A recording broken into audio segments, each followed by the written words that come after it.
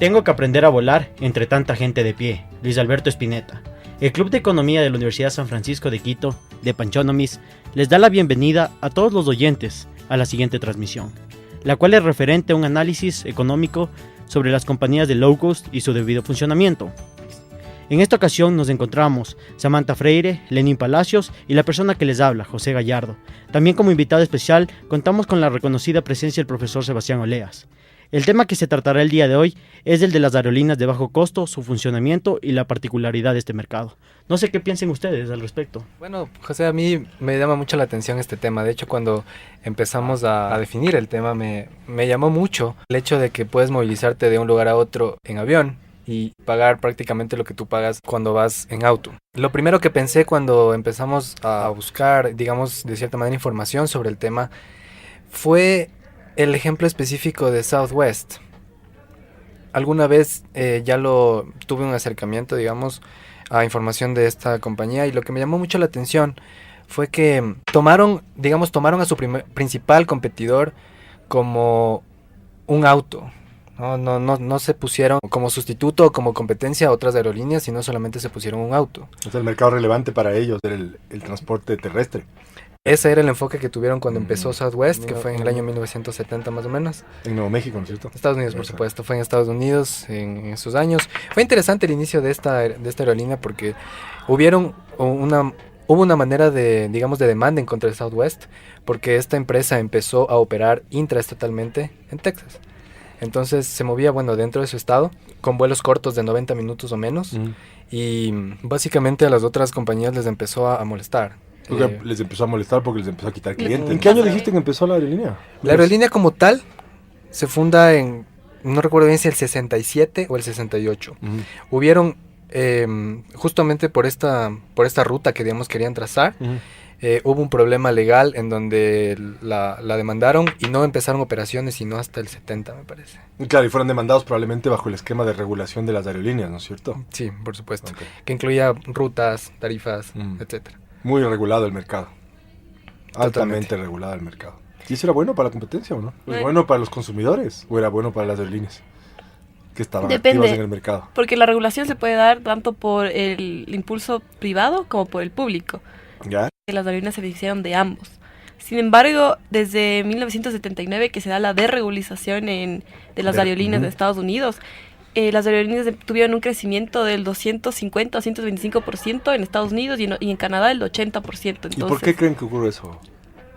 Porque el hecho de que el Estado y el gobierno influya directamente altera un poco el mercado. Pues que inicialmente la regulación la pone el mismo gobierno, ¿no es cierto? El gobierno es el que regula precios, regula tarifas, lo mismo, regula frecuencias, regula rutas. O sea, de cierta forma, con esto de que regulan, permite o impone barreras para que mayor cantidad de aerolíneas, en este caso, logren ingresar al mercado, e incluso limita mucho las operaciones de estas aerolíneas bajo a los requerimientos que quiere el Estado. Entonces, de cierta forma, es lo que se tiene que hacer y más no lo que el mercado permite o lo que sería en una competencia perfecta. Entonces, eventualmente, la regulación es favorable a las empresas que ya están en el mercado, ¿no es cierto? Y actúa como una barrera a la entrada. Y hay que pensar que esta regulación lo que sirve es para mantener privilegios de las empresas que están dentro, ¿no es cierto? A mí me parece algo importante. Yo estaba leyendo un artículo del Economist en donde hace referencia a a un pedido como de enmienda que querían hacer al Congreso americano para pedir, a las aerolíneas que tengan más espacio entre asientos, o sea, más espacio para las piernas. Yeah. Decía el artículo que como parte de la desregulación de los años 70, como dijo Sammy, las aerolíneas empezaron a amenorar sus espacios de asiento a asiento. Tener más plazas. Exacto. Puede ser simplemente para tener más pero que si te pones a pensar, gente, el momento en que desregulas la industria, estas aerolíneas empiezan a competir en precio. Tú mismo lo dijiste, ¿no es cierto? La competencia para Southwest no eran las otras aerolíneas, sino que el transporte en auto, ¿no es cierto? Sí. Entonces tengo que hacer comparable viajar en avión como transportarte en auto. Obviamente transportarte en auto por lo general te da un poco más de tiempo, van más lentos los autos, ¿no es cierto? Claro, por ejemplo, como justo para contarles una experiencia propia, cuando tuve la oportunidad de ir a Europa, yo no conocía Europa y logré conocer gran cantidad de Europa fue por estos aviones de bajo costo, porque el primer día llegamos a Madrid y tomamos un Renault, que era el avión de bajo costo, y fuimos directo a Italia, Roma exactamente, que nos costó 25 euros máximo por persona. Luego nos comenzamos a movilizar por estas aerolíneas de bajo costo. Lo que sí, estas aerolíneas nos hacían, para que salga de bajo costo, teníamos que comprar los pasajes con mucha anticipación. O sea, teníamos que buscar pasajes con mucha anticipación. Eso no siempre se da. Tú puedes estar sentado en el mismo avión y la persona al lado tuyo puede haber pagado una tarifa mucho menor y haber comprado el día anterior. Es que, a ver, la industria aeronáutica, como muchas otras industrias, primero tiene una capacidad fija. El avión tiene una capacidad fija, es como el estadio, ¿no es cierto? El estadio, por más de que quieras meter más gente, no puedes. No puedes, es lo establecido. Y claro, la forma en la que tú manejas tus costos, o sea, tienes, ¿cómo poner esta forma? La industria de aerolíneas tiene costos fijos muy altos, ¿de acuerdo? Y los costos fijos no varían con la producción. Sí. Entonces, la forma en la que tú manejas esto es con lo que se llama digamos, la administración de ingresos, y es lo que tú estabas diciendo, Sammy, que es el hecho de, dentro de un mismo avión, puedes tener 20, 30 o 40 tarifas distintas, ¿sí? Inclusive el que viaja al lado tuyo, tú puedes decir, lo compró el día anterior, tú lo compraste hace 3 meses y eventualmente pagó menos de lo que tú pagaste habiendo comprado 3 meses. ¿Por qué hacen esto? Muchas veces las aerolíneas lo que hacen es sobrevenden. El 10%.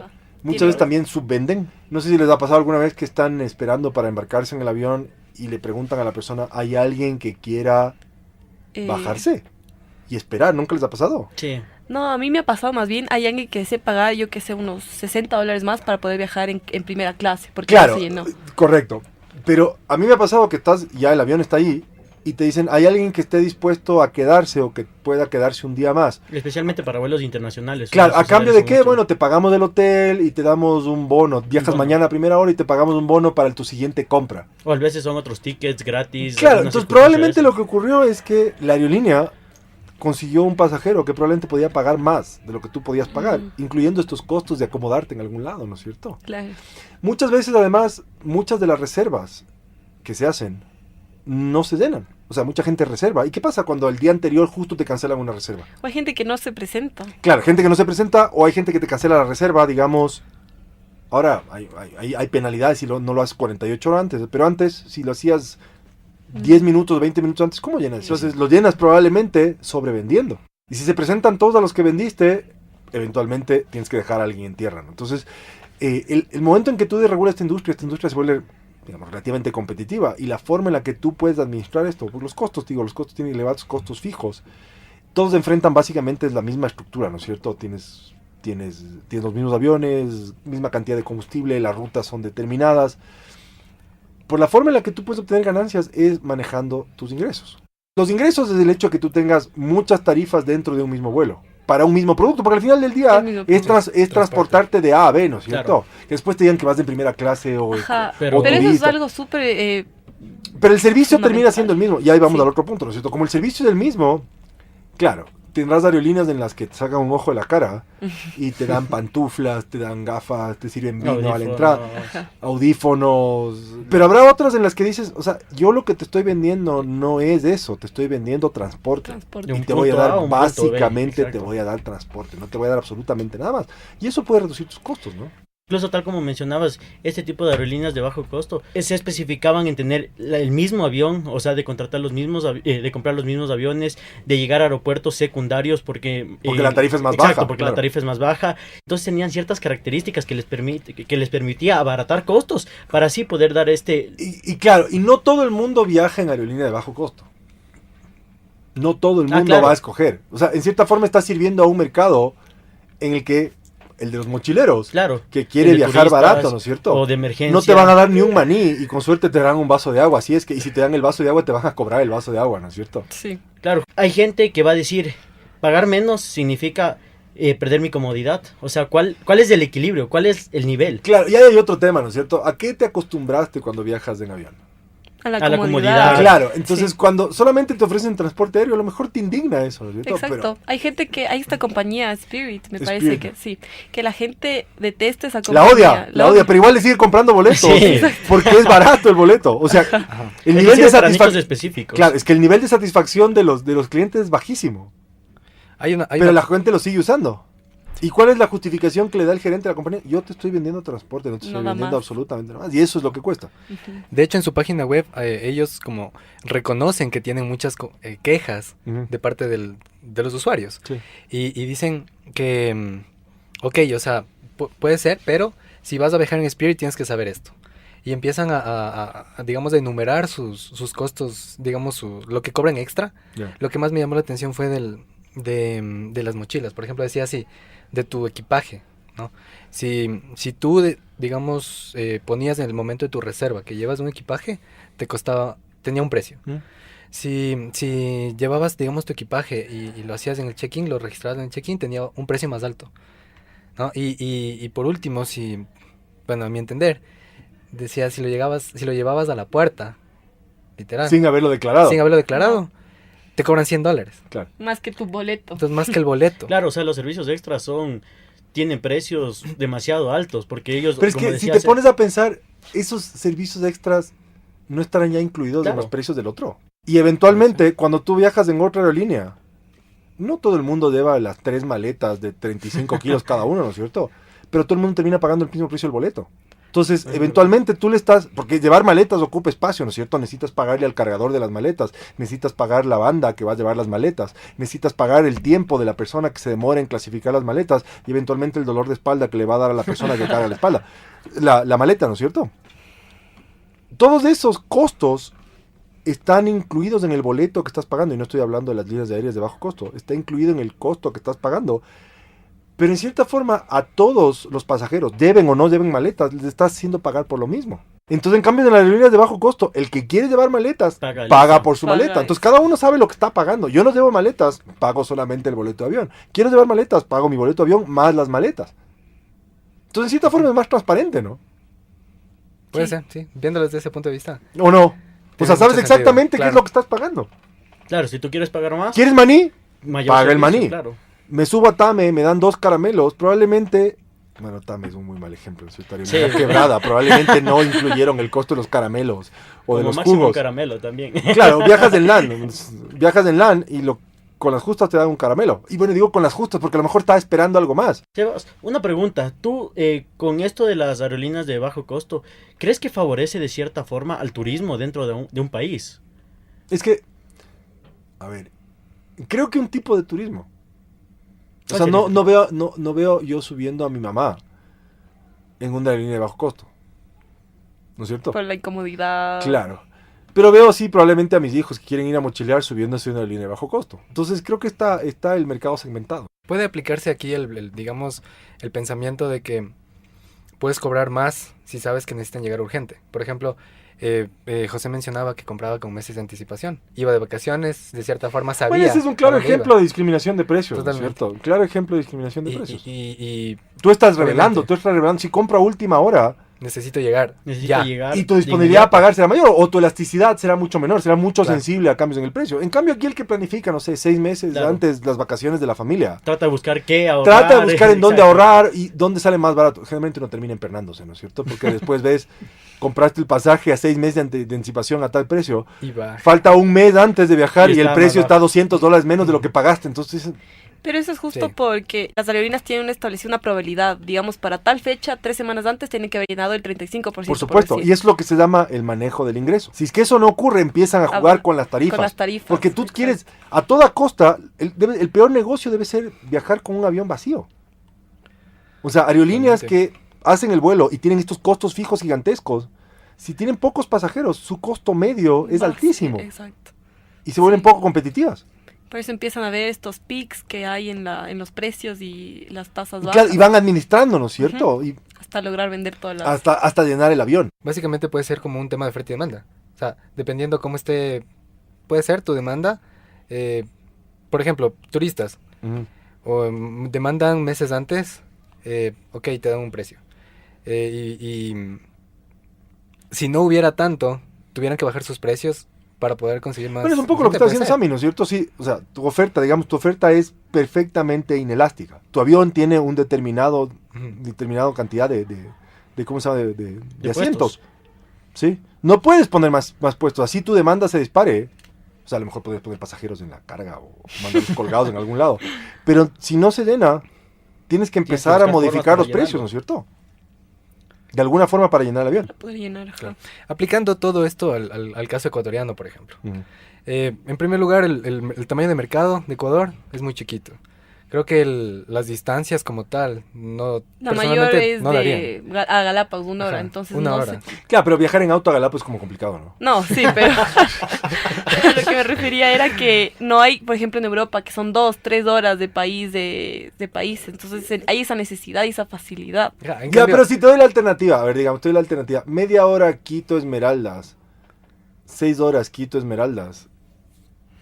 A lo mejor se vuelve atractivo, ¿no es cierto? Sí, puede. Pero entonces, ¿por qué no se ha dado este fenómeno? Porque yo tengo la sensación de que este es un mercado altamente regulado. Incluso lo que tú decías, tomamos que nos vamos en un carro personal. El hecho de ir hasta Esmeraldas, siquiera son unas 2 veces en la ida a tanquear gasolina. ¿Qué auto tienes? Bro? Yo tengo un Aveo, entonces... No ha de ser, el Aveo con el mismo tanque vas y vuelves, creo yo. O sea, entonces... Ya gastamos en eso, luego que paremos a comer en un lado, el tiempo de ir, el tiempo de regresar, entonces hay que hacer una medida. Claro, va a depender del usuario, aquí estoy hablando sin saber, pero probablemente sea un mercado que si lo abres a la competencia, sí sea un mercado atractivo. Pero obviamente tendría que tener costos similares a lo del transporte en bus, digamos. Ajá. Pero, cosa que es totalmente irreal, ¿no es cierto? O sea, ¿cuánto vale un pasaje? $10 más o menos. En promedio, unos $10. $10. $20, ya pongamos ida y vuelta $20. Pero ¿por qué no? Si tú diste el ejemplo de una aerolínea que fue ¿de dónde? Sí, en Europa. De Madrid a Roma. Madrid a Roma, sí. 25 euros. Y había incluso sí, más baratos también. Ahí debe haber un tema ¿cómo se llama? Debe haber un tema de oferta y demanda. Pero si tú te pones a ver, los aviones que operan en estos aeropuertos, digamos, domésticos, son aviones relativamente grandes, ¿no? ¿Por qué no poner aviones más chicos, así, donde puedas poner 10 pasajeros cuyo costo de operación sea bajísimo? ¿Había? Y eventualmente... Sí, yo sé que había. Precisamente para ir a la Amazonía. A la Amazonía, pero ¿por qué no vuelos internos? ¿Por qué no vuelos internos? Quito, Guayaquil, 45 minutos en un avión de 12 pasajeros. Eventualmente podría ser, ¿no es cierto? Con salidas mucho más frecuentes, con salidas cada hora. Pero es como las compañías especialmente exteriores como JetBlue, que recién ellos no se manejan dentro de Ecuador, sino que abrieron la línea Quito-Fort Lauderdale, claro. Eso, en Florida. Pero, ¿por qué no intentan ellos venir acá y hacer rutas? Porque, te digo, probablemente la administración de las frecuencias internacionales debe ser un tipo de administración, mientras que las frecuencias de administración doméstica son reguladas por la Dirección de Aviación Civil. Entonces, yo no conozco la industria, pero me imagino que debe ser una industria altamente regulada. No debe ser fácil de agarrar. ¿Sabes qué? Tengo cierto capital, me acabo de comprar 4 aviones de $100,000 cada uno. Y me imagino que $100,000 debe ser un avión bastante decente, ¿no es cierto? Supongo, no tengo idea. Poco más, tal vez. Un poco más, sí. Aviones con hélice. Supongamos aviones algo más caros. Tengo una industria, pero debe ser complicado obtener los permisos, lo que te cobran los aeropuertos. A lo mejor podemos habilitar las pistas, igual a decir una idiotez, habilitar las pistas de las bananeras para aterrizar ahí. Poner en otro tipo de aeropuertos. Pero en cambio la nueva construcción de aeropuertos más bien fue algo que le rebotó al gobierno, por ejemplo el aeropuerto de Tena, ¿no? Sí, fantástico, el aeropuerto internacional de Tena. Pero no... Un típico elefante blanco. El típico ejemplo del elefante blanco. Sí, y ahora lo querían hacer como una base militar o para... Pero no resultaría más barato. No habría habido, si querías hacer una base militar en un aeropuerto militar, no habría habido una alternativa más barata más que un aeropuerto internacional. Sí, mucho más barata. Exacto, en realidad. pero ¿por qué estas propuestas fallan? Porque probablemente creas la pista, creas la infraestructura. ¿Qué pasa también con las carreteras? Pero no hay, digamos, quien quiera comprarse los aviones de $300,000 y quiera volar. Porque a lo mejor no le permites cobrar barato porque tienes que mantener cierto estándar. La regulación.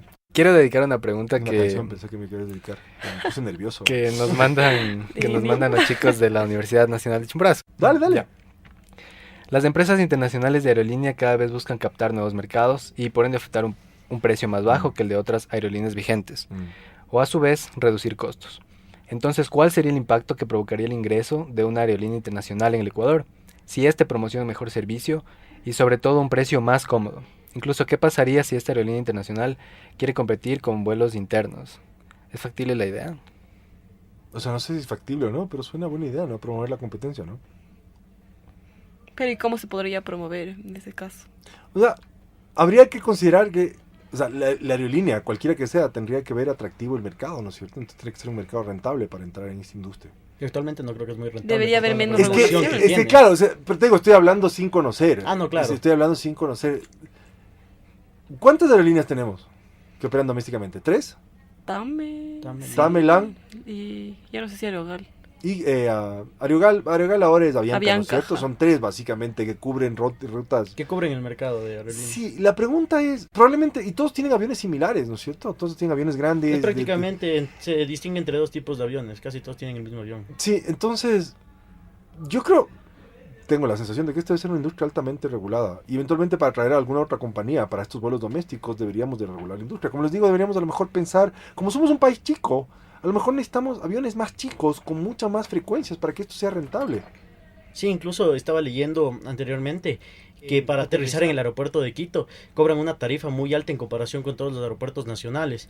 También, de acuerdo a la nueva ley que se está procesando, existe un impuesto extra o un cargo extra que se va a incluir en el ticket de las personas, claro, que es del EQ911 aéreo. Sí. Entonces, de cierta forma, creo que para ganar plata se están implementando varios impuestos que controlan demasiado el mercado y eso... Claro, y ahí habría que preguntar, ¿para qué quisieras promover la competencia dentro del servicio de viajes aéreos? Si estás pensando a lo mejor en los usuarios, ¿no es cierto? Que se tarden menos en llegar, mover mejor carga, más rápido. Costos tal vez más baratos. Costos más bajos. Habría que preguntarse quién hace la regulación y para qué hace la regulación, ¿no es cierto? Siempre hay que preguntarse, la regulación generalmente tiene gente que se beneficia y gente que pierde. Y la gente que se beneficia quiere mantener la regulación. ¿Por qué le pones más impuestos a esto? Encubierto. ¿Por qué le pones más impuestos? Hay alguien que quiere recuperar ingresos tributarios, ¿no es cierto? Sí. Y tampoco tienes muchas alternativas, o sea, es un nicho particular. Es un nicho particular de mercado. No todo el mundo puede viajar en avión. O sea, de lo que estamos hablando aquí prácticamente son de nichos específicos. Sea en las aerolíneas que tienen los precios normales, con los servicios que ya mencionamos anteriormente, como las de bajo costo. Entonces, tendríamos que ver, de acuerdo a las regularizaciones, a qué nicho estamos centrándonos o a qué nicho está afectando Yo creo que debe haber un tema de mercado limitado, ¿no es cierto? Es un tema de demanda. Y el tema de demanda está limitado por un tema de precios. Si podrían eventualmente caer los precios para hacerle competitivo al mercado de las aerolíneas. De partida podríamos dejar de subsidiar el transporte terrestre, ¿no es cierto? Claro, pero habría muchos problemas. Pero si a cambio las personas quisieran viajar en avión, ahorrándose tiempo, pagando un poco más y llegando en media hora a su casa en vez de tomarse 40 o 10 horas. Generalmente por ejemplo, yo uso frecuente bus ya, interprovincial. Ajá. Sí, soy de Riobamba, entonces. Por ejemplo, el bus va parando en cada lugar ya. O sea, puede haber gente, que decida pagar un poquito más y llegar en mejor tiempo.